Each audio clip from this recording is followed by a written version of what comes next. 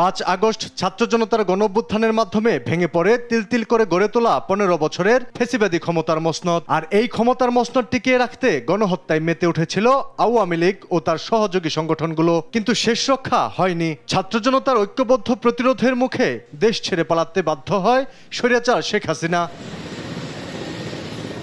শেখ হাসিনা দেশ ছেড়ে পালানোর পর দাবি ওঠে আওয়ামী লীগ নিষিদ্ধের। তবে দাবি উঠলেও অন্তর্বর্তী সরকারের পক্ষ থেকে দৃশ্যমান কোনো উদ্যোগ নেওয়া হয়নি বলে মন্তব্য করেছেন জাতীয় নাগরিক পার্টির আহ্বায়ক নাহিদ ইসলাম। বৃহস্পতিবার এক ভিডিও বার্তায় এসব কথা বলেন তিনি।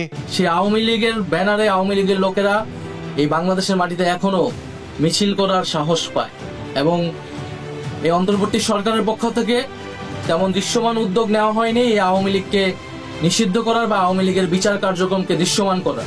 এ সময় তিনি আরও বলেন, আওয়ামী লীগকে বিচার কার্যক্রমের আওতায় আনতে হবে, যুবলীগ সহ অন্যান্য অঙ্গ সংগঠনকে নিষিদ্ধ করতে হবে এবং বিচার চলাকালীন তাদের নিবন্ধন বাতিল করতে হবে। রাজনৈতিক এবং সাংগঠনিক কার্যক্রম নিষিদ্ধ করে আইন বাস্তবায়ন করার দাবি জানান তিনি।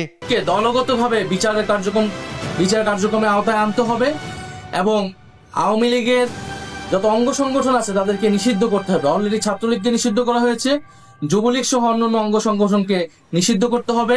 পিলখানা হত্যাকাণ্ড থেকে শুরু করে হেফাজত হত্যাকাণ্ড, মোদি বিরোধী আন্দোলনে হত্যাকাণ্ড এবং সর্বশেষ জুলাই আন্দোলনে হত্যাকাণ্ডের সাথে জড়িত আওয়ামী লীগ নিষিদ্ধের দাবিতে ঢাকা বিক্ষোভ সমাবেশে যোগদানের আহ্বান জানান নাহিদ ইসলাম। আলী আকাশ, আকাশ, দেশ টিভি, ঢাকা।